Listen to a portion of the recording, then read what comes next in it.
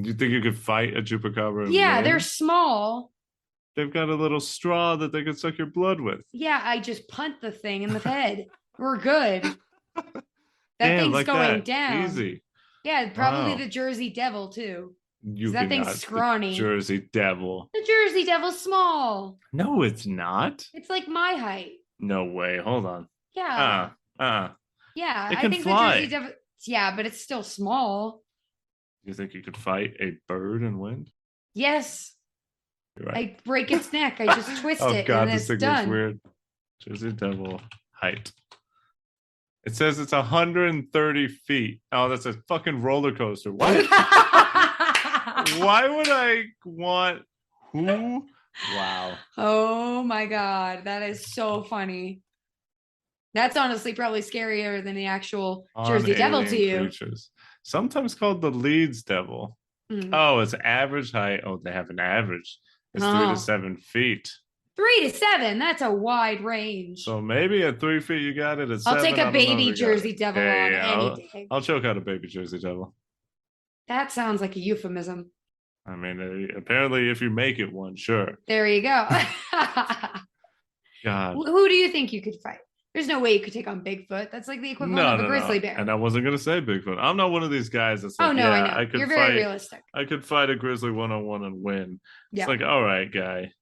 What about a banshee? A wailing woman. What are their strengths? Being They loud. fly. What are their weaknesses? These fists. Damn. Got him. A fun cryptid to fight would be, ooh. I feel like I could really punt a gnome super far away. Like just gnomes, and then it trolls, would stick in the ground on its pointy hat. Just yeah. Like a dart. God. You just freaking like throw like a Nerf ball and just I can throw those things pretty far. Oh yeah. Get that nice whistle. I could take a gnome, obviously. Loch Ness Monster? Oh God, the thing is I can't beat anything in the ocean. Oh no, you're done. Yeah, it's just too much. Yeah. And they've got the advantage. They're big.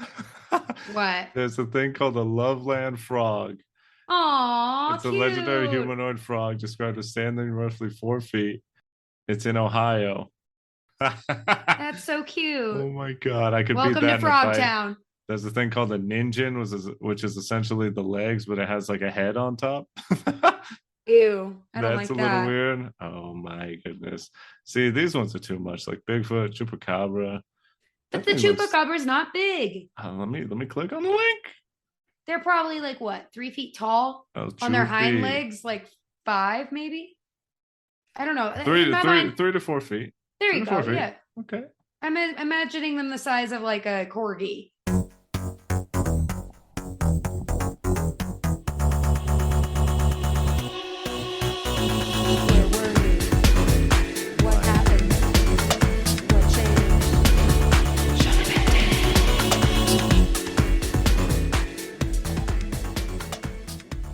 Welcome back once again, everybody, to the Sho-Dependent podcast. The voice you are hearing today is Kayla, and with me, as always, is my handsome, loving, spooky partner, Eddie. Ooh. Oh my God. Hey. Oh. Hi. Oh my God. Hey, how's it going, everyone? It's Eddie here, and I'm turning into a pumpkin. And oh God. Just having an overall blast because it's fucking spooky season, baby. Just cue the skeletons like playing their rib cages and freaking I don't know, just like a ghost phasing through walls. Yeah. Like a headless horseman riding around, tossing his head, and another headless horseman who catches it. Ooh, yeah, yep. Rubber band animation. Just imagine that. It's spooky. Spooky season is here, and I am excited. How about you? How do you feel about it? You know, in my heart, it's always spooky season. But now that it's starting to cool down in the mornings and evenings a lot more rapidly, I feel the need to put on my Doc Martens, to wear sweaters, to drink pumpkin spice lattes an excessive amount of the time. Right. I honestly, if I could just replace my blood with pumpkin spice for the next, like, I don't know, 3 months, I would happily do so. Oh, delicious. Yeah. I mean, spooky season has officially begun. And if you're looking around and thinking, I don't agree, well, you're in the minority now because I'm looking around and I'm seeing Spirit Halloween is already up. Oh, yeah. Much like Christmas has crept into essentially starting November 1st, I think now just the general population is starting to believe and embrace that spooky season starts September 1st. Absolutely. So it is time to get a little creepy, to get a little scary, and we're going to just ease into it with the film. The film. Based on a book that we are talking about today. Yes. Today we are going to be talking about the 2009 film based on the 2002 novella by Neil Gaiman called Coraline. Coraline. Making up a song about Coraline. God, what a banger. I don't know the words, but it's a banger. It is. Woohoo. I love that it's based off a novella. Every time I hear something based off a novella, I'm like, it's spicy. A Latin soap opera? This means a short novel. Yeah, but it's just like, I don't know. And then I'll be honest, it feels kind of pretentious. Oh, you mean a short story? Oh, yeah. Let's call it what it is. All right. I mean, novella. As somebody who majored in English literature in college, it is very pretentious. If there's one thing that English major people love to do, it's literally label everything and give everything a name. Welcome to our TED Talk. Over the next 90 minutes, we'll just talk about novella. Should we use it or not? You know, I think a lot of people would agree that we should use it. Well, I disagree. Let's get into it, huh? Because Coraline, 2009, we were both alive. But what was going on with us? Who's to say? It's time to get into our first segment called the Meet Cute. It's a meet cute, baby. It's how we met this thing. Woo! Oh! Wow. Boo. Okay, we officially scared the audience away from listening to this podcast. I'll start us off because in 2009, if you've really kept up with the lore of the Sho-Dependent podcast, you know that 2009 was a pretty formative year for your boy Eddie because I was graduating high school. And seeing as I was a little piece of shit 18-year-old kid who is becoming a legal adult, and I was much more into the quote unquote 18-year-old things, maybe get a little bit of a party on, all this and that. Had no idea that Coraline was even a thing, to be honest. I want to say I didn't realize what Coraline was until years later, and I did not watch it until Kayla made me watch it. Hey, you're welcome. So I got to say, Coraline for me, our meet cute wasn't until I was a full-blown adult, mid-20s. Had a good time, had a blast, was definitely surprised by some of it. I got to say, in the rewatch, definitely still confused by some of it. Hopefully we can get there. And either we're just going to find out that, hey, maybe Coraline is a bit, we'll say the word again, pretentious. A little maybe too quirky for its own good. Uh-oh. Wow. Uh-oh. Nice. The slander begins. How you feel about it, huh? I feel defensive. That's how I feel. Or we're just going to find out that Eddie's an idiot, which is not too surprising. You know, I know that I miss a lot of things. A lot of things go over my head pretty regularly. We're talking about a man for the majority of his life. I thought that the song Cruel Summer, when they're saying it's a cruel summer, I thought they were saying it's a cruel Brusona. And I was like, what the hell does that even mean? And I said the same thing because I was like, this song makes no fucking sense. What the fuck is a Brusona? And then Kayla told me what the lyrics were, and I was like, all right. So Kayla, let's move on from my dumb Christ. And you can tell us. That was a dump. Well, hey, sometimes you just got to tell the people. I just got to bring myself down to earth and let everyone know, hey, I ain't no better than you. Exactly. So this was still at the time where I was Mormon. Oh. Yeah. Yikes on bikes. So this was kind of like a controversial film to go see. Oh, you're being a bad girl. I'm a naughty. What can I say? I've always been a rebel. It's got a bad habit. Oh my God. Are you seriously going to bring that joke into this? Hey, you know, you're going to bring the slutty nun costume? It's a year later. Oh my God. I like how you completely derailed my meet cute as soon as possible. Hey, no, I'm just saying, I'm bringing things around. Uh-huh. Continue. Thank you. So I went and saw this movie in theaters with one of my like, she's a fringe Mormon friend. She was kind of like mostly out of it, but still went to church for some reason, kind of like me. I mean, you were forced. Yeah, I mean, but I was also I was drinking the flavor aid, you know, Sure. at on some level. Anyway, we went and got to go see this movie, which was pretty rebellious for me because for the longest time of my life, I was terrified of anything scary. So the fact that I was willing to go see this movie, not only in theaters, but also see it in 3D, Oh. that was a big thing for me. Oh yeah. Sorry to interrupt again, but I Go forgot this ahead. movie's in 3D. It's 3D. Whoa. And it deserves to be. It's really Weird cool. novelties. Hey, really cool. Anyway, I remember being very uncomfy watching it in the theater. And then a few years later, I was like, oh, I need to rewatch Coraline. I need to give it like a good second take.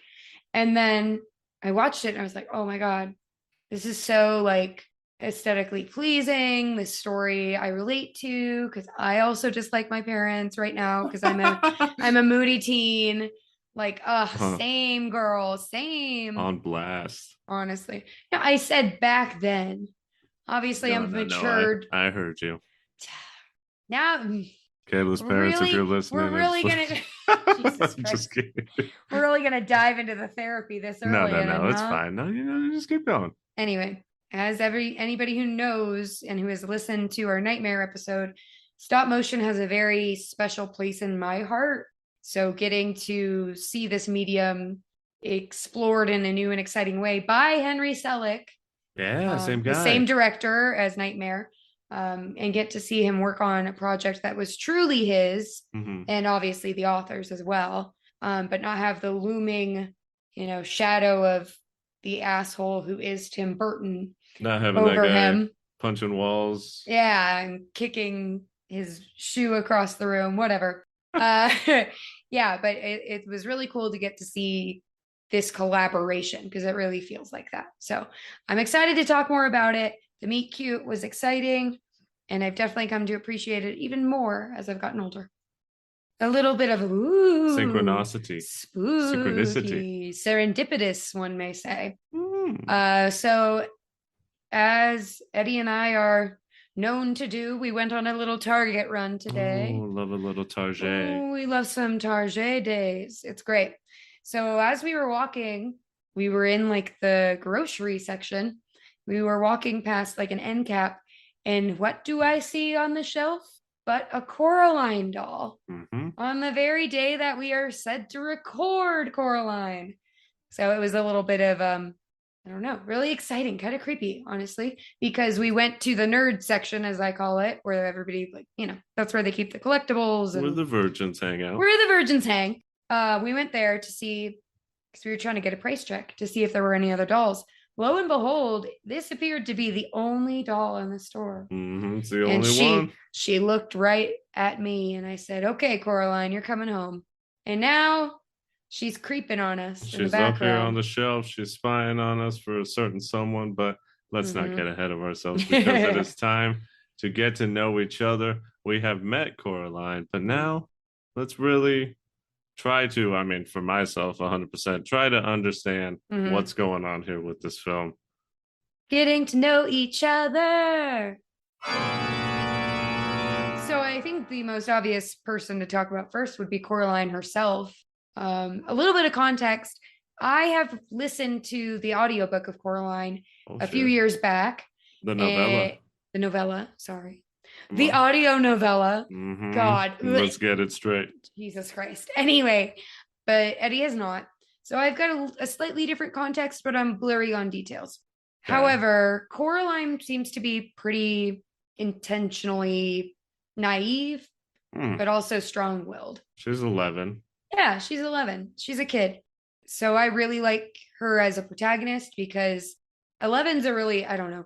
Oof, it's a hard age because you are old enough to be independent in certain things, but you are very far from being an adult. Oh yeah, you are 100% still a child. Oh yeah, but you could like make yourself breakfast. You can pick out your clothes, maybe do some basic household chores and labor, things like that. But Coraline is really cool because she's like meddling into the idea of what it means to be independent while also still very much relying on the villains of the story, which are her parents. Oh, come on, villains? In the beginning, I would say that her parents are the villains. Yeah. Damn.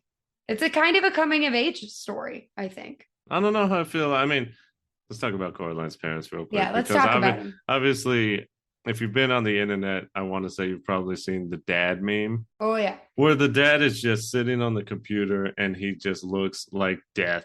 Yes. First of all, guy's got a long ass neck. He may as well have the middle name Giraffe. And he's just bent over, just staring into his own soul reflected back at him and wondering where the hell he went wrong. Yeah. But this movie definitely paints a picture of his parents. I'm going to use the line, they may be alive, but they ain't living. Yeah. You know, they're just work. Coraline being an 11-year-old and a quirky child. She's a little quirky.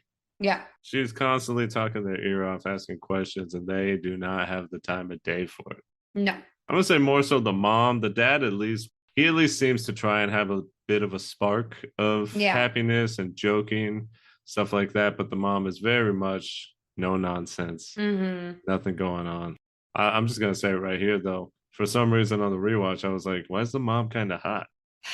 You have a type. Do not sigh at me. What is that? Eye roll? They could hear the eye roll in the audio. I'm happy they did. No, you just have a type, which is what's mom. The type? Oh, stop it. White mom. The only thing that could have made her hotter to you if she wore glasses. Oh, well, I had to pause the screen and take a minute to relax. She's got a donk. I was about to say she's pretty thick. And I don't know. See, she's a little mean, which seems to be something that might be exciting. She's a little mean. She's got a nice face. She does. She's cute. And she's funny. You know, when she gets in it, she's snarky. And she's got a little neck brace, which kind of looks like a little turtleneck. I'm like, damn, girl. Wow. You are easy to please. You know that? Oh, come on. Now I got to go buy a turtleneck, guys. Hey. And also, I don't want to get too ahead of ourselves, but the other mother. Yeah. Super hot. But only specifically when she's looking like her actual mother. Oh, so the same person is what you're saying. Yeah, but she carries herself a little different. She's got that confidence. The confidant. Yeah. Oh my God. Continue. Anyway, yeah, it seems like I'm about to say something very controversial. Wow. Are you ready? I mean, yes and no.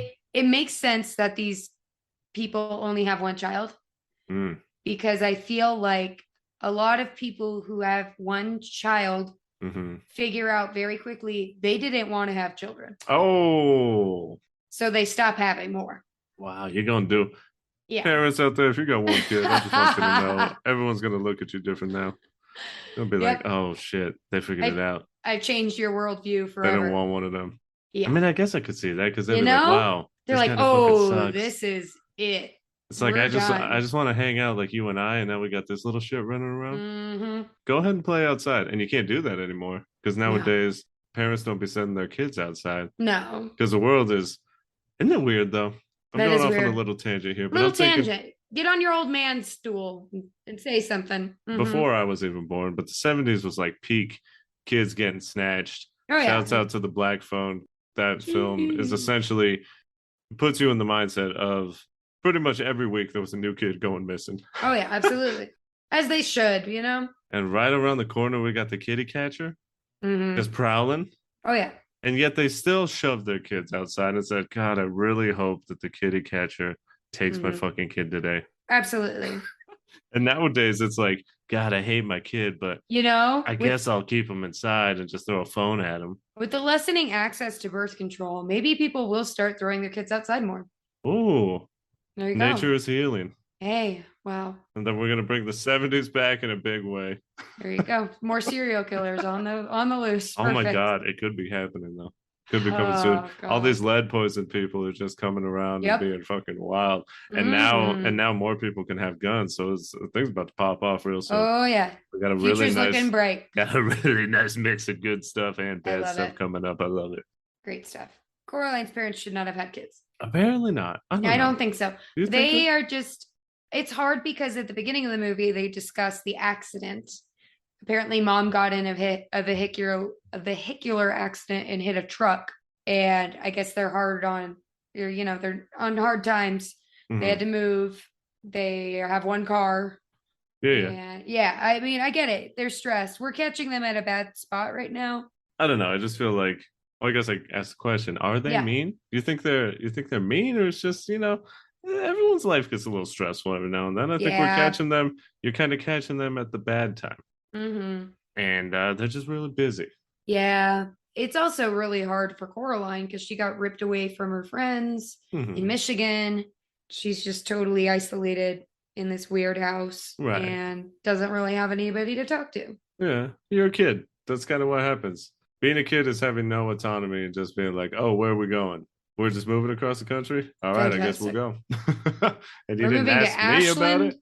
All right. Yeah. Moving to Ashland, Oregon. Oh, man. Oh. Oddly enough, if I wasn't so affected by seasonal depression, I would love to live there because it is beautiful. If it wouldn't have made my whole living arrangements just absolute ass. If I didn't want to kill myself when the sun wasn't out, I would like to live there.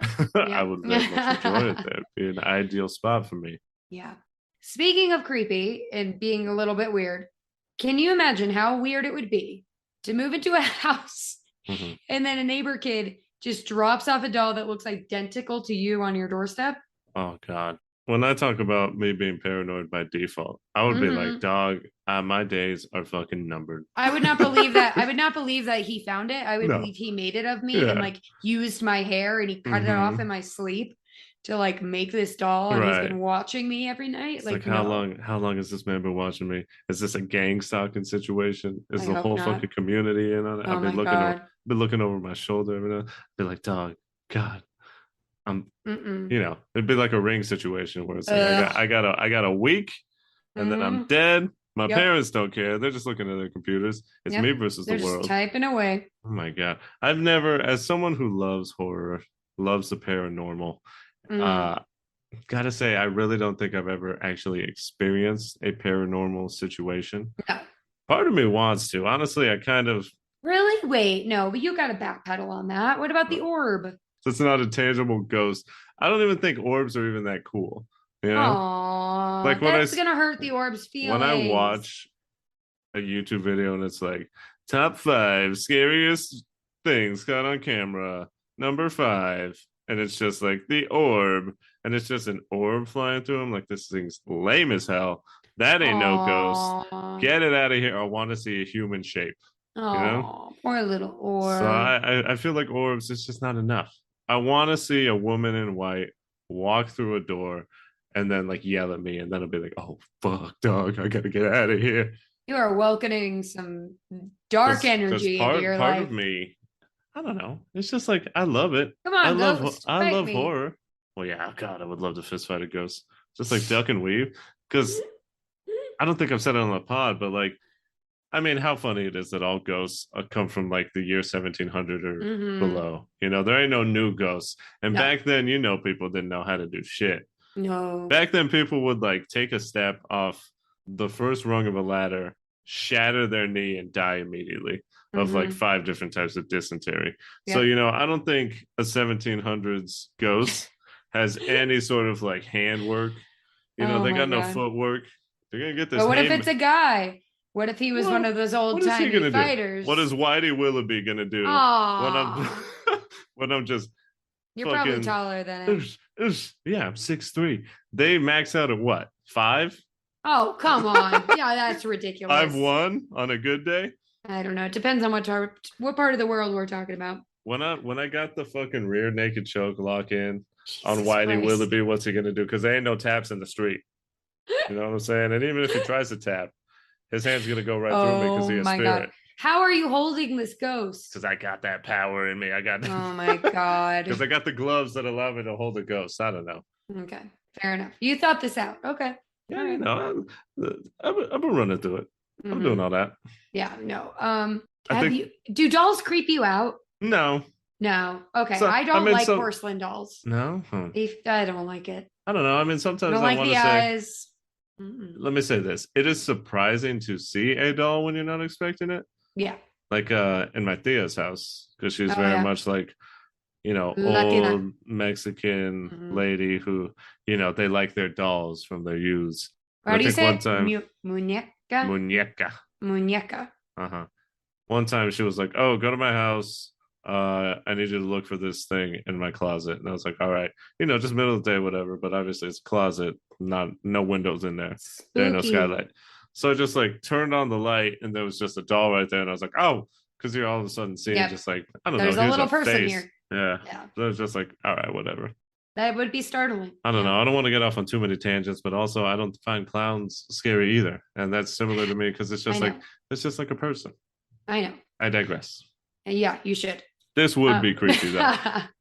Definitely. Let me just go back with my original point and just say, haven't experienced paranormal things, but if I started experiencing something paranormal, I would A, definitely start freaking out, and B, probably not want to be in that situation anymore. What's the first thing you would do? Quit your job? I mean, you got to deal with the ghost. There's no way you can work if there's a ghost in your life. I got to put my 2 weeks. Actually, boss, you won't see me again. Can I ask you a question? Yeah, what's up? Listen, I'm dealing with a bit of a situation at my house. Okay. So I'm either going to need to take like a 2-week vacation, or I got to put in my 2 weeks right now. Or... Oh, wow. What's going on, if you don't mind me asking?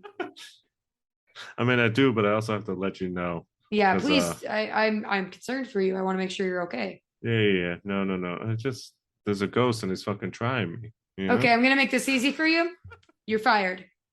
And also, I have called the ambulance. Exorcist? They're gonna come take you and put you in a what is it called? An insane asylum? No. Like 522 or something, where they like hold you for 24 hours to make sure you're good. That sounds nice, honestly. I wish that would happen. But it's like, how do you? Yeah, I agree with you. You kind of have to handle. You can't work. You gotta call in. Hey, you gotta take 2 weeks off. I gotta go fight this ghost in my house. You understand? And then your boss is like, "Yeah, I've been there." That's a good boss. That's a supportive employer. That's somewhere I'd like to work. Do you want help? And then it's just your boss holding the ghost, and you're just body punching him. This sounds like a Ghostbusters movie I'd actually want to watch. Oh, that'd be so much fun. It's like a boss and their underling, and the boss is like secretly a ghost hunter. Yeah. Ooh. And then they decide it's like, oh, this is my jam. And then they just operate. Go bully ghosts. Yeah. Love it's it. time to beat some ghost ass. That's a fun time. And they're both ripped. Yeah. They both got huge muscles. It's like a 1980s action film, but it's also a horror movie. Oh, I love it. Like Predator, but with ghosts. Yes. Yeah. Green light it. I'm down. I'm watching it right now in my head. Good time. Yeah. But I don't know. It's Speaking creepy. of plot lines, this feels like an anime. And I think a large part of that has to do with the fact that Coraline's hair is blue for some goddamn reason. Yeah, she's got the anime protagonist hair. Yeah. It was definitely, and flashback to earlier in this very episode when I said I was an idiot. Because I was like... Earlier this episode? What do you mean? I was watching the movie this last time. Yeah. For the pod. And I was like, her parents don't have blue hair. Why is her hair blue? Oh my God. I was like, is she just full on anime pro tag? Like the Yugi situation? Born like this, yep. Yeah. Kid came out the womb with like black, red, and yellow hair. But no, Kayla looks over at me and was like, hey, Eddie, have you ever heard of this thing called dyeing your hair? I was like, hey, yo. That makes a lot of sense. Yep. I don't know, she's just a little quirky. Oh, yeah. She's going to grow up to be a like rebel. What is it? Pixie Dream Girl, whatever. Yeah, manic pixie dream girl. Yeah. She's essentially that in the making. Definitely. She's very proud of her unique qualities. Like the gloves that she wants to get. Yeah. And I mean, essentially, the plot of this is like an anime. You could definitely see this being an anime where, like, this, I don't know, it would be a horror anime where this girl goes into this dream world and has to fight off demons and all this stuff. And I don't know, she's got fucking superpowers, and Sailor Moon makes an appearance. It's weird. Yeah, you could totally see it being animated, and it almost was, which is cool. Oh, yeah. Because we learned that in the brief amount of the commentary we watched. We did a little commentary. We did a little bit. Yeah, but this was almost a computer animated film. But they went with claymation. Claymation or stop motion? It's stop motion. Yes. Coraline is a witch. Yeah, apparently. She's a witch. How much of a witch is she? Oh, she's just a little baby witch. Okay. I mean, she didn't even know how to identify poison oak, so that's not a very good start. She's a scrub. Someone's a bit of a scrub. She's trying to make a dowsing rod, and she just screws that up really quick. But this is cool because we have a witch versus like the witch, aka the Beldam, who is the other mother. Which other mother is definitely a better name. Oh yeah, because it rhymes. Oh, absolutely. But the other mother, the Beldam, there's a lot going on with this character. Yeah, she's very complex. I mean, first of all, again, gotta say, she looks exactly like the mother, looking delicious. Fantastic. Button for eyes. I'm like, all right, she's a little goth. I like that. Buttons for eyes. Goth. I like that. Oh, yeah. Plus, you know, she's a little happier. God, I have to buy buttons and a turtleneck now. Got a little more color in her cheeks. Yeah. And she'd be out there cooking. Yeah. The animators did a really good job of brightening the characters up in the other world. Right, because in the film, if you haven't watched it, what are you doing fucking listening to this? Go ahead and go watch it and then come back and understand what's happening. But Coraline essentially goes into like another world, which is a mirror of her world, where everything's pretty much the opposite. Her parents that are not involved only work in the other world. They're called the other mother and other father, and they're super loving. They very much make it a point to where in the real world, the dad does the cooking, the mom cleans. In the other world, the mom does the cooking, and it's all super delicious food. Everything Coraline could have wanted. Mango milkshake or whatever the hell you said, right? But what was I? Where was I even going with this? I was just trying to explain that. Yeah, the opposite world. The other world is essentially opposite, and Coraline very much likes it there because she doesn't really like her life the way that it is now. No. But my contention with the other mother and what I really want to start talking about with her right here is she even real? Yeah. Like what's the deal? What's the deal with the Beldam? What's going on here? What do you think? How do you feel about it? How did you read it? Because I don't know. This is where I'm just starting to get probably too. You think a little too hard, and I'm just like, well, what does it mean? Yeah, I think that she is less of an actual entity and more of an idea. She's like this ethereal thing. Yeah. I mean, she interacts with Coraline in a real way. Like, obviously she touches her and like throws her into a closet, and there's some actual physical things that happen. But when it comes to the Beldam herself, I don't know if she's real, and if she is real, I don't know where she lives. Yeah, because it's not inside the house. Yeah, no, because that's where my like contention comes in, because at first in the movie you kind of almost feel like it's just her dreams. And she goes off into like this dream world, but at a certain point it becomes like, I mean, you see things from that world in the actual world, and you see that they start to interact, and she's essentially able to go into the real world, and that's like where she derives her power from. Because when asked like, what even are you, she claims that everyone has an other mother, and I don't know.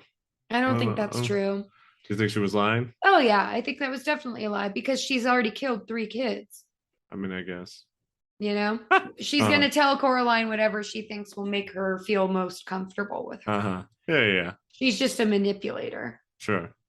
And I don't I guess I mean, the cat insinuates that she wants to eat the kids. Yeah. Which is weird. intense. That's pretty intense. Because she needs to kill kids for power, apparently. Apparently, that's how she stays alive. Like what she does. Which brings upon the importance of the doll. Yeah. Because we didn't even say it, but it's a pretty good opening sequence. And definitely when you look at it as to what it's supposed to represent. Yeah. So it's kind of interesting that at the beginning we see the other mother making a doll. Yeah. Of Coraline. Mm-hmm. The one. And it's just weird because she uses a past doll and like turns it inside out. Yeah. And it's like very creepy because you see like it's almost like you're seeing a human body be turned inside out and like the skin and the innards are out. And it gets filled with like sand and it's all weird and creepy. And it's got this super spooky. Yeah, like it's very weird. Children's choir going. And I'm like, hey, yo, if this were live action, this would be like an insanely creepy scene. Yeah. Well, the whole like idea that I guess I don't know what she's made out of. I know her fingers are needles. But other than that, what is she? See, that's what I'm saying. Like, what even is she? I don't know. She's got some weird desires and some weird powers, I think. She's kinky. Let's be honest. She's Other got mother some kinks. Rule 34. Let's see what's honestly, I'm very curious. This is some heavy BDSM territory. I'm sure we would enter into. Yeah, that's for later. That's not for the pod right now. No. Coraline sees other dead kids' ghosts, and they explain to her that she lures away unhappy kids.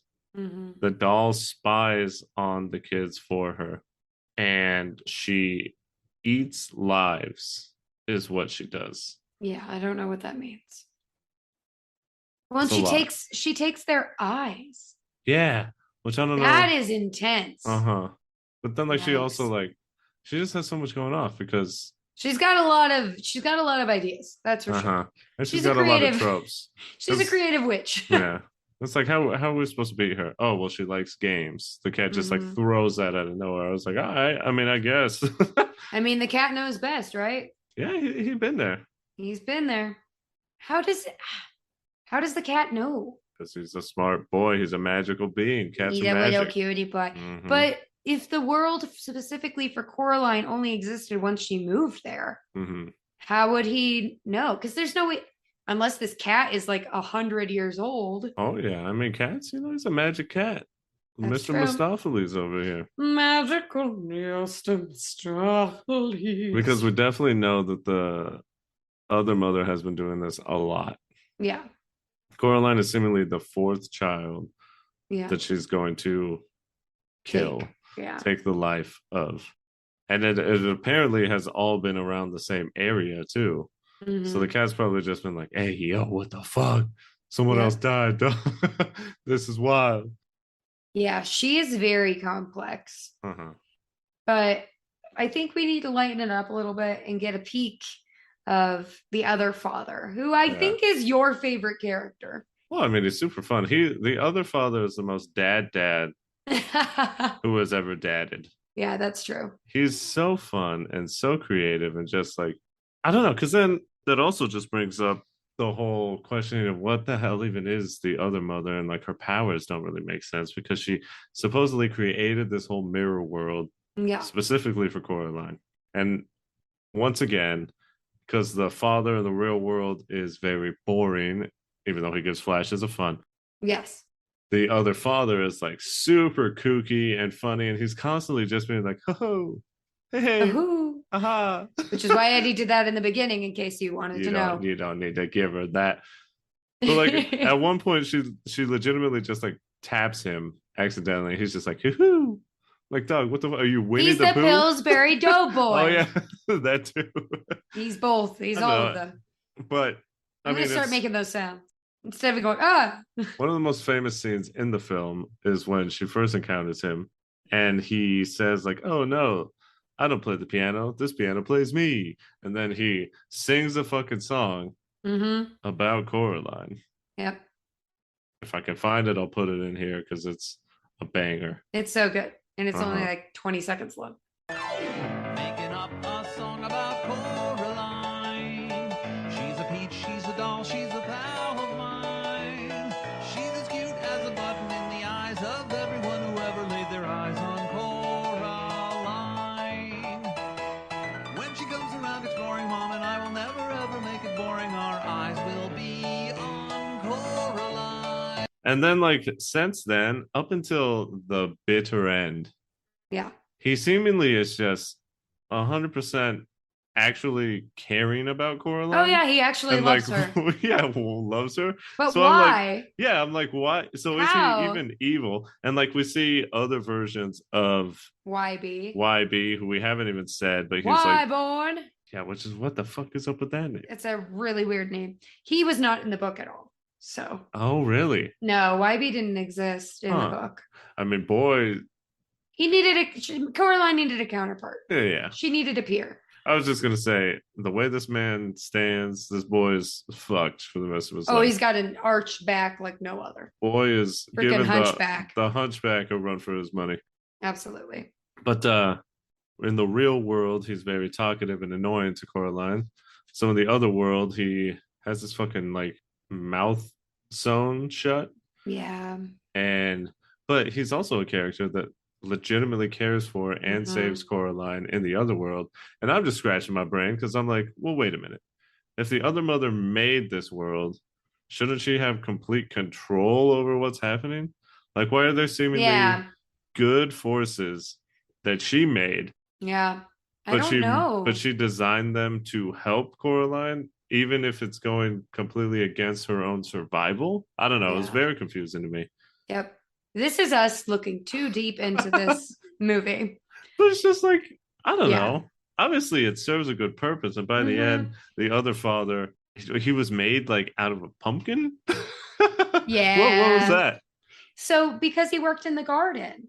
Yeah, he had a great garden. Other mother called him Pumpkin. That was like her nickname for him. Uh-huh. Yeah. Huh. Okay. So then by the end, he just became a pumpkin. Well, because now I'm having a fucking flash. Because the other mother, all her creations are seemingly dolls that she made. Yeah. Because when the cat eats a mouse, it becomes like a bigger doll. It's a rat. Mouse. Yeah. It's a rat. That was full of sand, like her Coraline thing. So it's like maybe she took an actual pumpkin and made it the other father. That's probably what it was. That's why he's like, oh. That's very funny. Because he's like somebody a decaying... pulled a long face. That's so scary. Yeah. Oh my goodness. And he pulls his mouth open. I was like, Jesus Christ. There's a time. We'll talk about that in a second. But it definitely, by the end, you come out seeing other YB and other father as heroes. Oh yeah, for sure. They're like the anti-tragic hero. To like sacrifice themselves so Coraline can survive. Yeah. Coraline's a last girl. She's a final girl. Right. And it's sweet because you're like, oh, the other father actually cares for her and like loves her as a daughter because he was designed to be her father. Yeah. And that's something. Oh, nice. Oh, nice. How sweet. Yeah. She's confusing.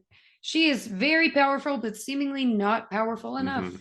It's almost like it's like the whole argument of like God and like why would God make Lucifer, who is a being that's less than him but seemingly also as strong as him, because it doesn't make any sense. Corrupt the souls of humans, but why would he design them to do this? Why would he design Lucifer to do that? And like, can God make something that can be stronger than him if he's all powerful? I don't know.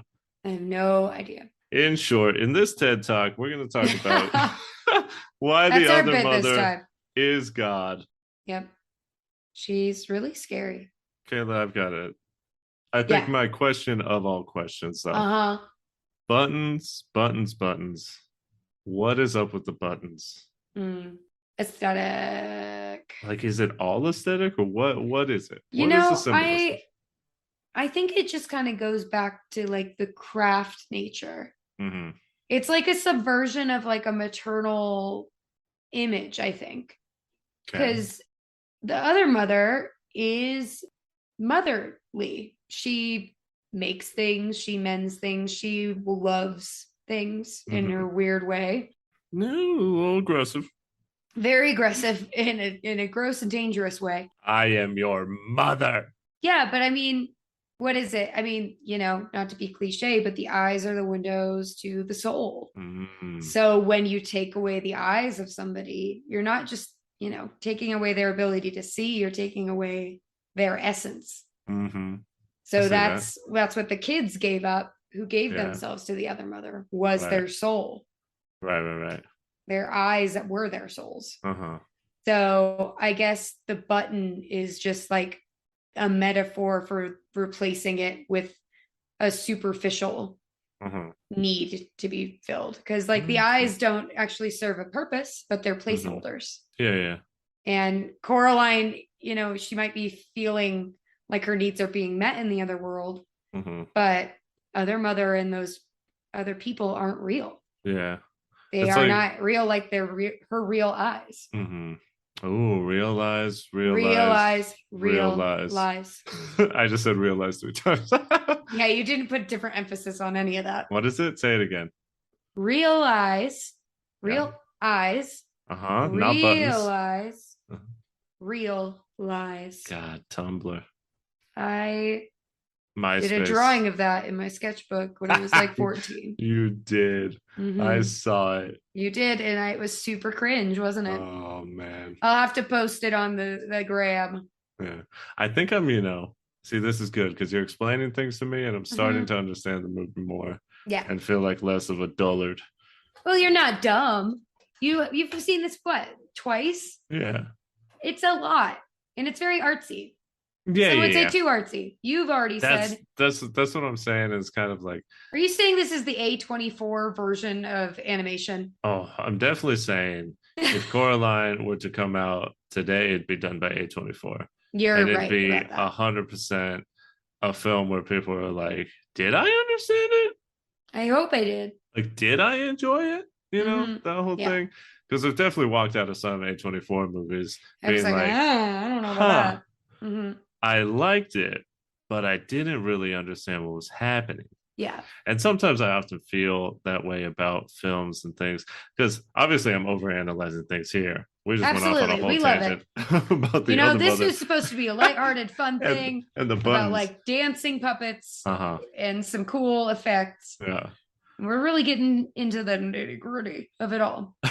But oftentimes I kind of just feel like I just go in and experience a movie for what it is, and then I don't really understand the symbolism behind it. Yeah. That's like okay. I'll hear people breaking things down and it's like, oh, this is an allegory for the suffering of man. And I'm like, dog, we just got done watching Toy Story. Yeah. What is happening right now?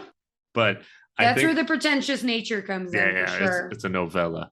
Amen. I think I'm starting to get that the buttons, for one, Coraline, she realizes that the things she gets in the other world are, fleeting. Yes. Not genuine. It's just like her wants, but not her needs. Absolutely. She needs her actual parents because she actually loves them.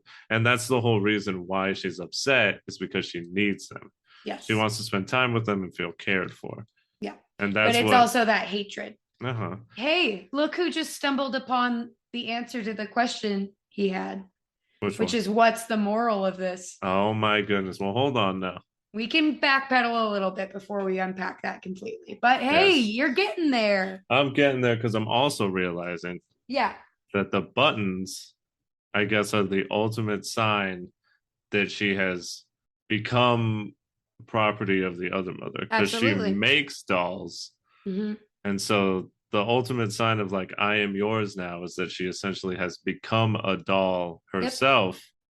I'm fucking getting there. There you go. I'm proud. I'm so proud. My mind, I'm like a mother. My mind legitimately feels lighter. Yay. And I'm like, hey, yo. Good job. This is like all I did in English was like overanalyze shit and like come up with arguments for my belief. Yep. All this is all I did. We got there. There you go. Good job, honey. So the buttons It's also a loss of look identity. dope. Yeah. She loses herself. Uh-huh. Because Literally. she's no longer who she was. Mm-hmm. And she had, and that's a cool little caveat for the other mother's magic. She can't force it upon her. It has to Right. be a choice, Mm-hmm.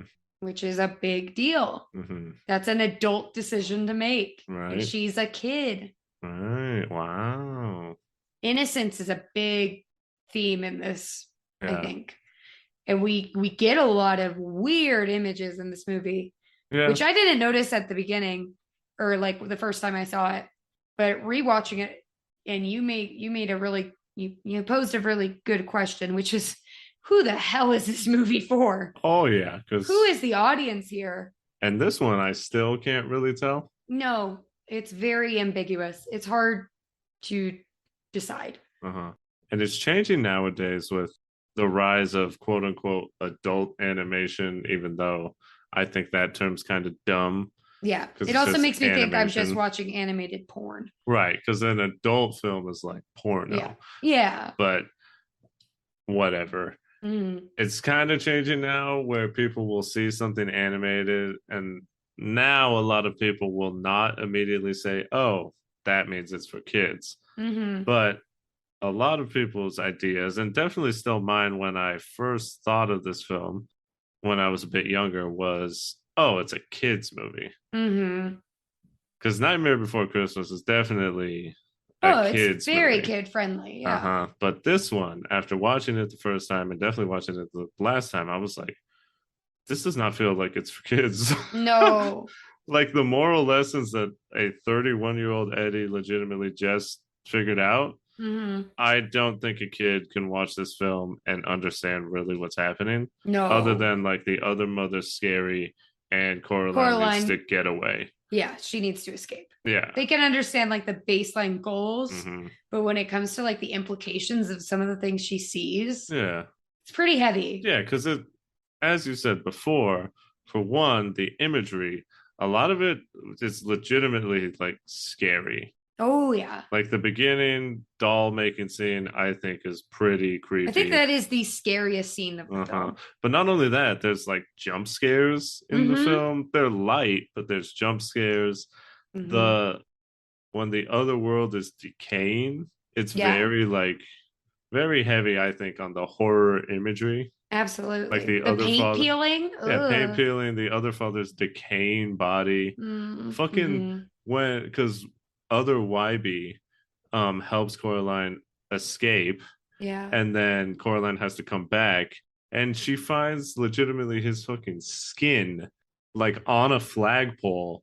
He's been like fucking skinned and turned into a flag as a sign for like what happens when you don't obey her. Like think about seeing that in real life, someone's skin on a flag. You'd be like, oh my, I need to get out of here. Yeah, absolutely. Be traumatized for and life. Not to mention like the other mother pinned his mouth into a smile. Yeah. Oh yeah. So like stitched it up so he couldn't not. They do an awesome job of showing his emotions without him speaking, which is super cool because I love that's like the old school acting. Before the talkies, you would just like you just have to show it in your eyes. Yeah, you move your shoulders and your face and all that. But they do a really good job of showing and communicating that he's scared. Yeah. But he still wants to help. And he's just trying to be a good person. Yeah. Well, and Coraline wants to save him. Yeah. Other YB. Maybe not real YB. Yeah, they come around. Yeah, they do. But he pulls off his glove and reveals, I can't go. I'm sand. I'm not real in the way that you are. Maybe. Which is really sad. Because it seems like he actually likes Coraline. Why? I don't know. Coraline doesn't seem to be a very nice person. Right? Yeah. She's kind of a little bit of a bitch. Well, it's because she's the I'm quirky, I'm smart, I'm too good for you type person. She's very full of herself right now. She's also 11. Hey. I think we were all kind of shitty at 11. Hey. Oh yeah. Oof, I was not good. I was shitty up until like 24. I'm a little shitty now, let's be honest. Hey. Anyways. Anyway. Another weird thing in this movie, which is very funny as an adult watching, but when I was when it was 2009 and I was sitting in the theater and I was like, what, 13, maybe 14. And I saw the scene with like, we didn't even talk about the neighbors, but the women, the elderly women who are essentially naked. Oh yeah. One of them is stacked, scary stacked, like not attractive stacked. I'm like, afraid girl, of her bosom stacked. You're gonna try and get up and break your back. Honestly. But I saw that in the theater and I was like, what am I looking at? Yeah. Like, this is insane. She's just wearing like pasties. Yeah, and barely covering her kuka. And it's like, geez. And it's just, who is it? This is not for kids. No. Even during when I was watching it in the theater, I was like, this isn't appropriate. Granted, I was raised Mormon, so that was probably my coding. But I was also just like, wow, this is a lot to be looking at right now. It is. The whole, I don't know, it's weird. And it's also like, are they lesbians? Let's speculate. Are they? What do you think, Eddie? Do you think Spink and Forcible are lovers? Or do you think they're just long-time, lifelong pals? Like, I don't understand. No, Well, they were like an act. Yeah, they were an act. Performance act when they were younger. But they still live together, and they seemingly do everything together. I don't know. It's it walks that fine line of like, is the Bert and Ernie just like lifelong buddies, really good friends?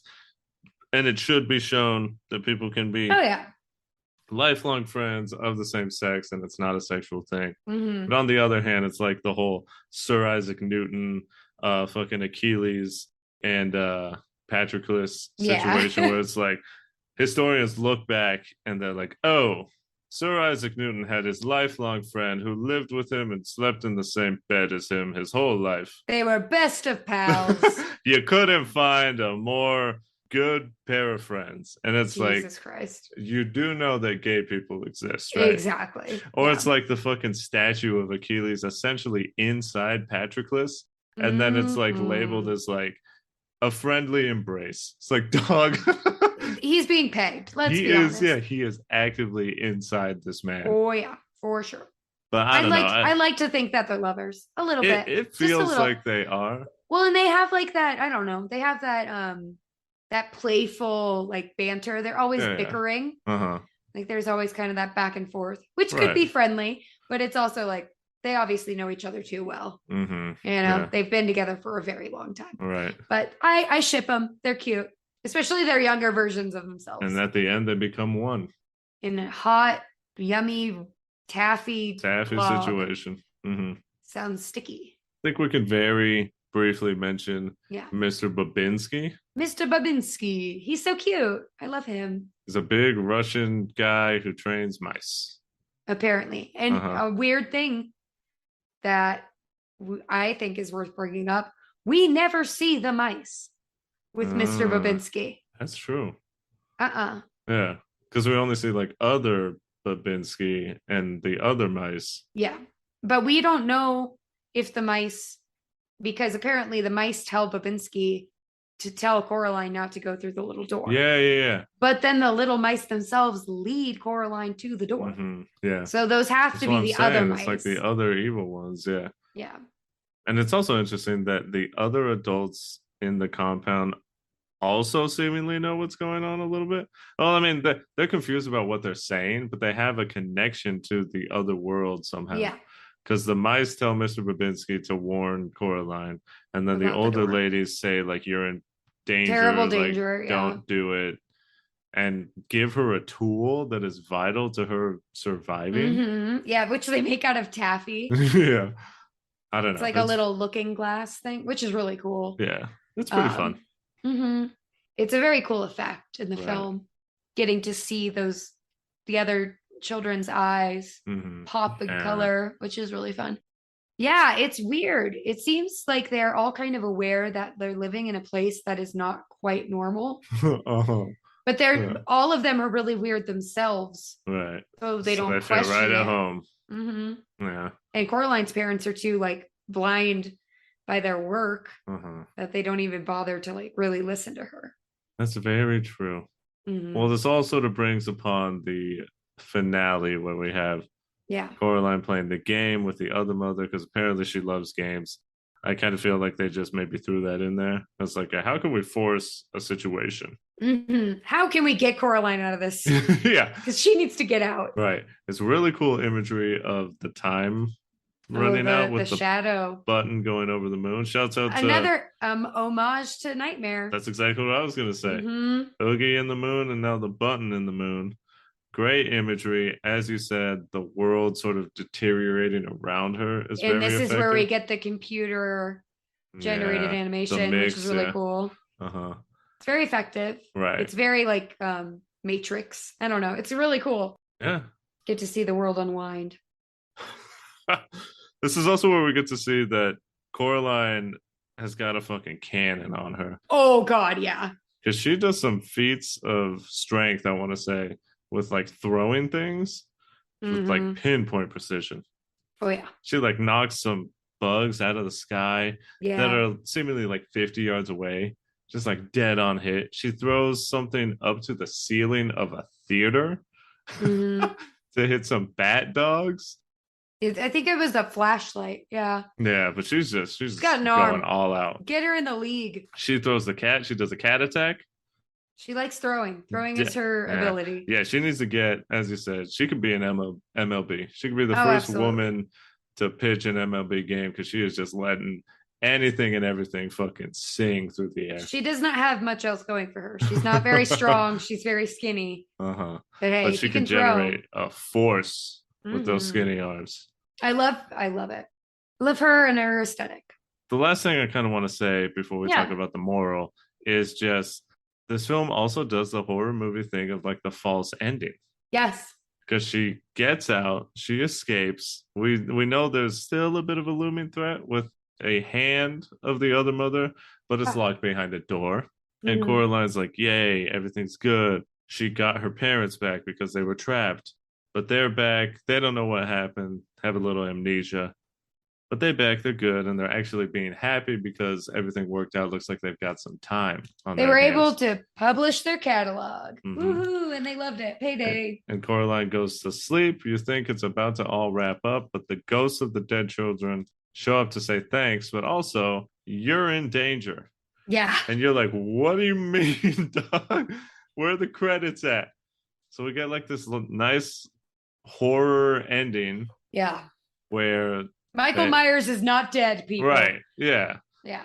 The being is still alive. And with the help of actual YB, they're able to destroy the needle hand and toss it and the key to the door, because there's only one. There's only one key to the little magic door. Down like the longest well you've ever seen. And all's well that ends well. Bang, bang, bang, bang, bang. Wow. The dad jokes are just not stopping with you today, huh? Woohoo! Woohoo! Aha! Love it. I had like a conspiracy theory in my head. Hit me with it. I don't think it's viable in any way. You can make it viable. But I was thinking maybe the other mother fell down the well. Oh. And that's why she is tied to that area. And she can only create things there. Right, because she's a witch. Maybe it was like she was tossed into the well intentionally by the townspeople. Yep. And that's why she's cursed this land. And maybe she was maybe she was a person that couldn't have children. Oh. And so she had to take what she wanted. Right. And now she does it, but in the wrong way. I'm adding some stuff. There you go. Add it to the lore. I was also thinking maybe somehow through space and time, the well and the portal to the other world are the same. Oh, yeah. Yeah, maybe. And maybe the hand actually ends up going back to the other mother. And things are not, as good as we thought. There you go. The other mother. The otherest mother. Fun. I like it. I like this alternate universe we're creating. That would be fun. Yeah, because maybe we could like follow the camera down the well and then we see it. Because YB says upside down. YB says, they say that the well is so deep that you can go to the bottom and in the middle of the day and look up and see stars.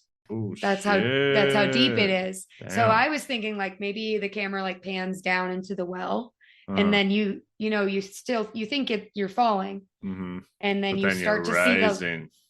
then you start to Hey, see the yo. light, and it becomes the other world. Mm-hmm. Damn. Yo, That'd be sick. I'm up That'd be here, fun. cerebral. Nice. Hey, you up here? Nice. Hey, I fool, am you up up here right here. now, man. You know it. You're making me freak out a little bit. A little bit. It is kind of trippy. And man, I gotta go home, man. This is too much. Before we get to the moral, I do think that it would behoove us. There we go. To just maybe boo-hoove, because it's spooky. Thank you. To just briefly talk about the artistry of this movie, because that is truly what drew me to this film. It's why I continue watching it. The aesthetic and the commitment to it's wild. The art is something I have the highest respect for. And Studio Leica, however you pronounce it, don't at me or whatever. I don't need your corrections. They are really like the forefront of stop motion and continuing, because they did essentially every stop motion film you can think of is them at this point. Yeah. Nightmare. Did they do Nightmare? Or no, that was just Henry Selick. That was Henry Selick. Okay, so but Coraline, Paranorman, Box Trolls, that Sasquatch Kubo. movie, Kubo, I think it's 10 strings the or missing whatever. link. Yeah, the missing link. Like that's all them. And if you watch them, obviously they integrate CGI and some a bit computer effects, but what they can do and what they've managed to innovate to animate dolls is insane.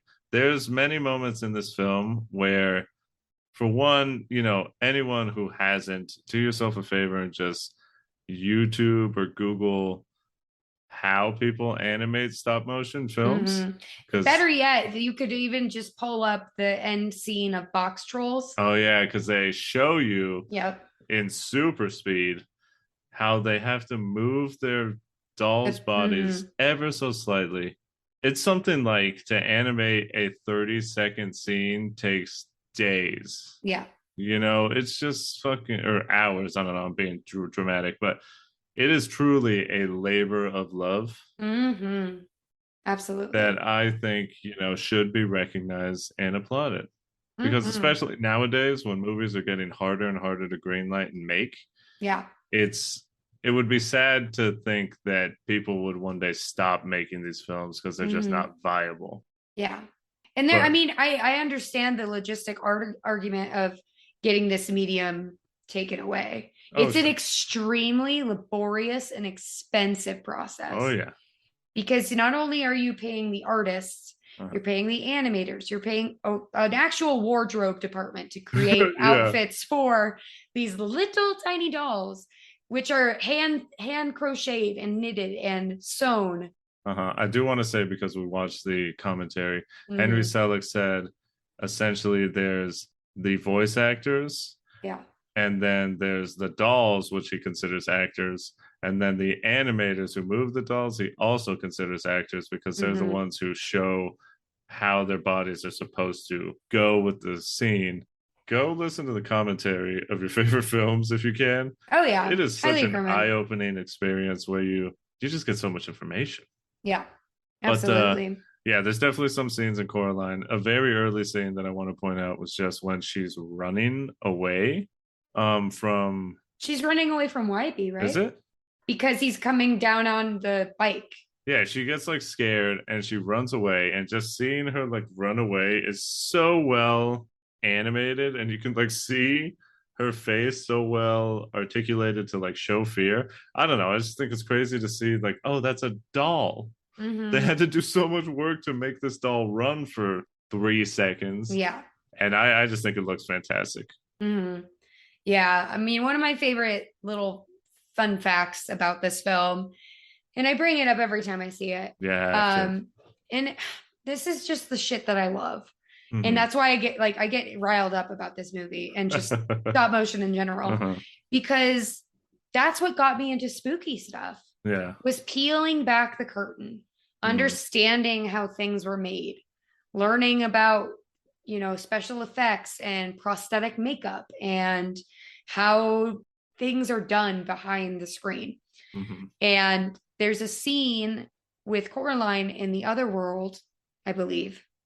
I want to say no, it's not the other world. It's her world, because it's about the time that she heads to the well. But there's a scene where she's in a cherry blossom like grove, and the trees, for that effect, they used popcorn for the leaves and the buds. Right. And they just, they made like pink popcorn and they put it on the trees, and the texture is perfect. It looks so light and fluffy and floral, and it's just great. Right. And it's just like, oh God, people are so fucking cool. It's just, yeah. Like, how do you think about that? To figure it out. It's awesome. And I've watched behind the scenes footage of them creating the tunnel that Coraline travels through. Yeah. And it's how it's telescopic and it expands, and the camera gets to play with that dimension. And it's like, God, I don't know. It gets me so excited, because it's like, it's so cool to think that there are people that have such a passion that they will devote years of their life to making something just move around on a screen, and make something beautiful. Right. And I think that's the cool thing about Coraline is she herself, I think she considers herself to be a pretty special thing. And I think everybody that worked on this film thinks the same. Yeah. But it's like believing in yourself. Right. And finding that courage, which is why a lot of people like horror movies, especially ones that feature the last girl. Oh, yeah. Or the final girl. Right. Many have said horror has helped push feminism in a lot of ways, because it's kind of one of the first forms of media where women were shown to be the strongest one. Yeah, and capable. Yeah, highly capable, not just physically strong. It's just like the mental strength and the strength of will to live and outsmart, like, oftentimes otherworldly, fucking insurmountable entities. Odds. Yeah. And it's just cool to see that it's a woman who does it. It's a girl that's like, the exact opposite of what traditionally in the fucking span of human history has been seen as strong. So that's definitely another reason, why horror is one of my favorite, our favorite genres, because it subverts so much of what people expect and does it proudly and awesomely. And that's what, when you were talking about the artistry and stuff, I definitely think it is so cool to see people just doing what they love. And it speaks to just why humans, I think, love art and why it connects with us, because we can create so many beautiful things and we do it just because we can and we want to. And it's just like, it's the thing where, because now with the rise of like AI generated things that are like getting better and better, like you could, do those dollies or whatever, and like people are making AI that can create art. Yeah. And like a lot of it is getting really good, but there's just something missing, And I think it speaks to just the human soul. Yep. You can get a computer to make art, but it's not going to be the same. It's not going to hit the same. So you like have to have that human element, that human touch. That's what makes it resonate with, Well, and in this case, it's literal human touch. Yeah. Hands are touching, sculpting every scene. Exactly. Yeah. And I think that's like a beautiful and intimate thing. And as somebody who really likes art and appreciates that, and as somebody who at one point considered pursuing this as a career, you're an artist. It's really hard. It's an extremely challenging job and very technical. However, I have so much respect for everybody that pursues this and chooses this lifestyle, because it is, God, it's got to be one of the hardest, but one of the most rewarding things you could probably do as an artist, I should say, because it's crazy. Yeah. But I think this kind of ties into the moral really well of Coraline. Yes. And I think that if we break it down to a base level, what do you get out of this? as I hit my epiphany here in this episode, you heard it happen real time. Ding! I definitely think, because I wrote down here in our notes, what am I even supposed to get from this? Yeah. Again, am I dumb? Is it just at some points? And I still do think at some points it's just like a little like quirky to be quirky, like weird just to be weird. But I do think at the end, the moral or lesson is more so just, the things that you want in life are not always things that you need. The fleeting wants, obviously everyone wants things on a whim. Yeah. But what Coraline eventually realizes is that it's the things that she needs that are more important. She can live in this new town and this new place because she needs and has her parents. Yep. Obviously, were they busy? Could they have spent more time with her? Yes. But at the end, they're all together and they all need to have each other around.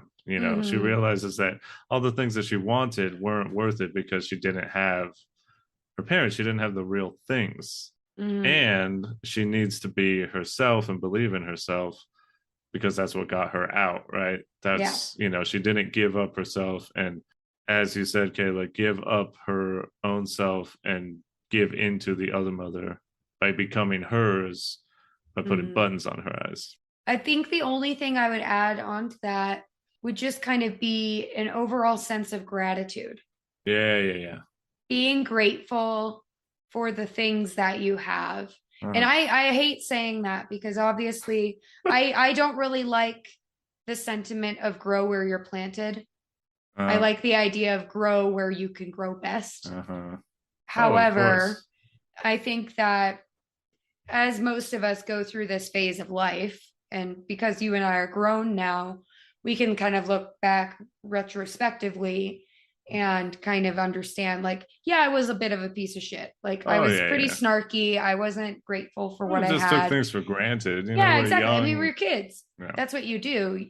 There is a certain sense of entitlement, especially as a child, because you are literally provided with everything if you're lucky. From the moment you're born until, sure. Up to 18 for some people, if not longer than that.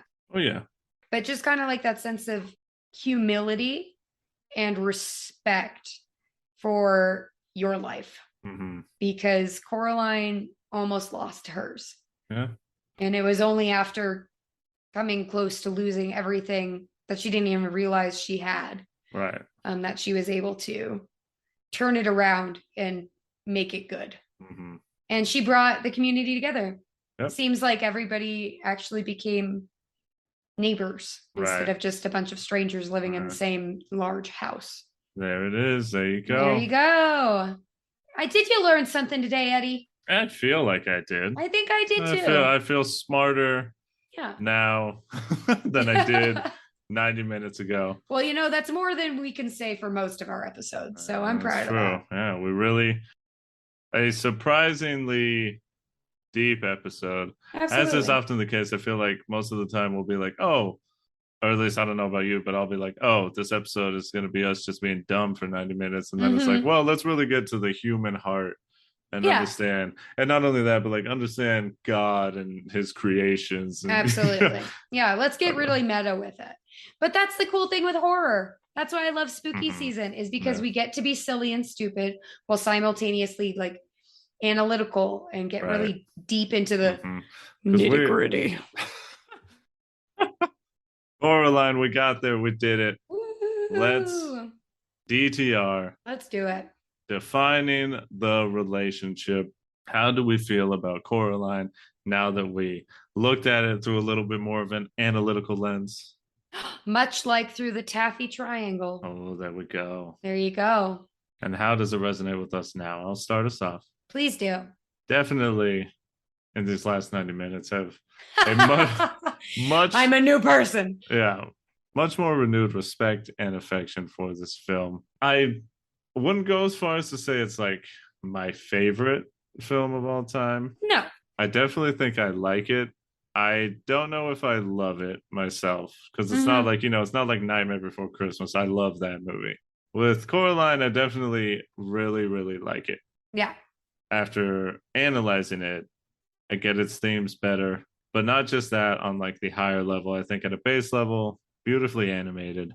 The song that the other father sings is fantastic, and just the visuals and the melding of sort of the more childlike style with legit horror imagery, I think is fantastic. I think this is a film that anyone who likes either of the things, horror or animation or both, should watch and appreciate. I do definitely think it's kind of the case of still there's some scenes where it's like, they're just trying to be a little weird. But at the end of the day, definitely like this movie.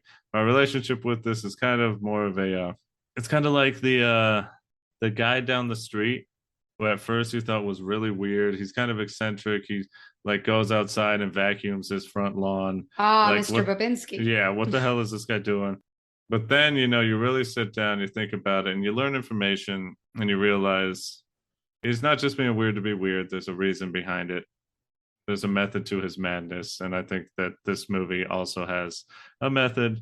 And by the end, you can really understand why it's doing what it's doing. I got respect for it in that way. Fair enough. Well, since I brought this film to us, I would definitely say that I would have to say I'm Sho-Dependent on it. I watched this movie at a time in my life where I was very much like Coraline. I was older, but I was very much in that phase of adolescence where I just wanted to rebel. I wanted to do things that I knew I wasn't supposed to. I wanted to be Coraline, who made that stack of haphazard books and steal that key. For sure. I wanted to be that rebel.